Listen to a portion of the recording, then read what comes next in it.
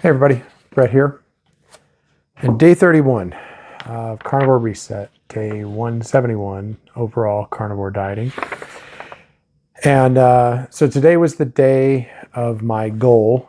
If you watched yesterday, I was just a little bit over my goal of 240 pounds. I'd actually hit 237.4 on the 28th, and then went up on the 29th, up on the 30th. So yesterday I was at 240.7, and today I'm 238.9. So I lost 1.8 overnight. Again, I think part of that gain, especially Sunday's gain, was due Sunday into Monday morning's weigh-in, was due to my extra drinking of the hop water.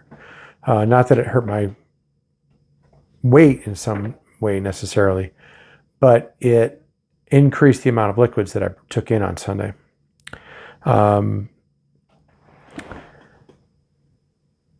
My other numbers today were great. My sugar was 73. I think this is the lowest I've ever measured my sugar at, ever. My ketones were 1.9. And now those are not the absolute highest of my ketones have ever been, but considering that yesterday they were at 0.6, I'm very, very happy. So I was 1.9 Sunday morning, had the bourbon Sunday night, and then Monday morning I was down to 0.6. Yesterday I was at 1.0. So they went from 0.6 on Monday to 1.0 on Tuesday, and now to 1.9 on Wednesday. So really happy with those numbers. Outside of that, today was actually a really good day as far as my diet and things of that nature go. Work was still a little rough, but that's neither here nor there. Work will be there or won't be there. My body and my health will. So that's where I'm focusing myself. So I had someone stop me in the hall at work today and say, I don't know what you're doing exactly, but it is working. And this is somebody that I worked with pretty closely back in January, February timeframe of 2023. And I see him around the building now. Excuse me. I see him around the building now every now and then, not real consistently. He's changed positions, so now he sits on my floor, not too far from me.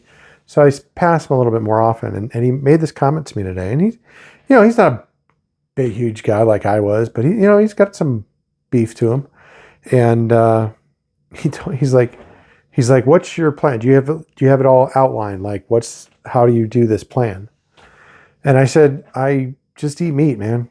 Like, right now I'm only eating beef. I said, but normally I get up, eat bacon, eat some eggs. It's an animal product. I'll eat that. Eat a steak, eat some roast beef, eat some brisket, eat some fried, air fried, unbreaded chicken, like a chicken wing, air fried chicken wings, right? And I just kept like naming off things, and he's like, but like, what did you do? What was your plan? And I've talked about it, and I comment on it in the description sometimes. You set your plan, you follow your plan. If it's a good plan, the results are going to come. So actually, I told him, I said, I'll write down kind of what I did, how I started, and I'll give that to you. And, just go for it, right? My beginning was a lot of bacon, eggs, cream cheese, eating just cream cheese, strip steaks. That was like the first few weeks, that was the majority of what I ate.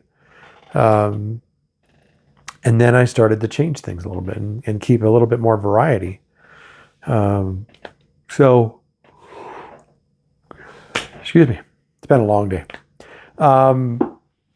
So that was, great. I mean, that was really made me feel good for somebody to come up to me that, I know them. They're not a complete stranger, but I know them. And they came up to me and they want to know what I did because they want to see if they can do it. And, that's the secondary reason for this channel is to help other people. So this is a good one, right?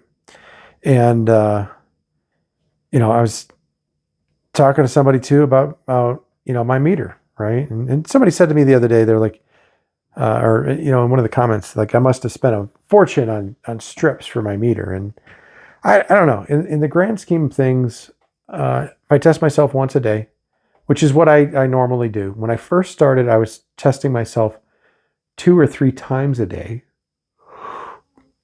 And I was doing that because I was trying to find patterns, like things like that, like where am I high, where am I low? And that's when I found out that first thing in the morning, I'm always high.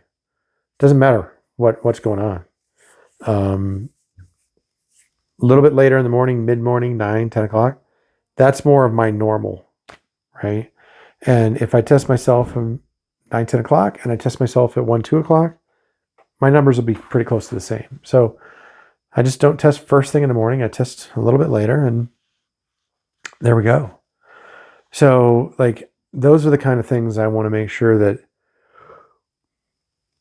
people follow, people understand, and, or not people follow, but people understand. And if they want information about it, they can get it. I'll share the meters that I use and everything else. The other thing I did was blood pressure. So I bought a blood pressure, a home blood pressure tester that also does EKG. And the EKG I wasn't quite as concerned about, but I liked the idea of it, especially since I had a stroke at one point. And they don't know, but they always pointed towards my heart, even though my heart tests perfect in every way. So I got the EKG with it, right? So, these are things that I use on a regular basis. My scales. I have my one scale that is hooked up through a service that my insurance covers, and it works every time, and I never have to worry about it. I have another body composition scale, right? So these are all little things that I do to try and make sure that I'm keeping track of what's going on, and hopefully using all this information to make better decisions. I at least make informed decisions. Even if I make a bad decision, I have all the information to have made a good decision. I'm just choosing not to. The bourbon Sunday night is a good example. I was confident myself that the bourbon was going to knock me out of ketosis, and I was right. Somebody else told me, oh, no. Only beer will do that. Liquor, hard liquor won't do that. Well, I got news for you. It did it. Now, this is also somebody who I don't believe he is currently testing ketones. Now, he does keto, but I don't think he actually measures his ketones. So he may not know. So all that to kind of say, today was a good day, and I'm looking forward to sharing this with somebody that I see face to face on a regular basis now because of his new position. It'll be nice to hopefully impart some of my experience. I almost said wisdom. I always try to not think of myself as being wise, but I have some knowledge, I have some information, I have some experience. Those things I'll share. So today, as far as food goes today, 16-ounce ribeye tonight. That was it. Some butter on top of it. Nothing big deal. And, I hadn't eaten since last night when I had the burgers and hot dogs, the all beef burger, all beef hot dogs. And so today during the day, I had beef sticks available to me, but I didn't really, there was one point where I was like I smelt the guy that sits next to me, he brought had lunch come in, and it smelled very pungent, and I could smell the chicken, and I think it was like a Chinese noodle bowl or something like that. But I could smell it, and I was like, oh, I should just go ahead and eat my beef stick. But I realized I was wanting to eat the beef stick not because I was hungry, because I was craving food because I could smell food. That was it. That was the only reason. So fortunately, I had to go to a meeting in another room. Got to go into the room, didn't smell it anymore. Craving went away. Got back to my desk. He was done eating. No more food smell. I didn't have the beef sticks. So then I just ate my steak that night. So I'm going to kind of stick with this as much as I can, this one meal a day. And if I do get hungry during the day, I'm going to just eat one beef stick. I only have 4 left and I got to go to the store. So I'll allow myself one if I am truly hungry. Excuse me. And not just wanting to eat because I smell other people's food. That's the worst time in the world for me to eat. So I am going to avoid that. And yeah, just stick with it and keep enjoying what's happening and keep trimming down, getting healthier. Yeah, that's what I got for you today. So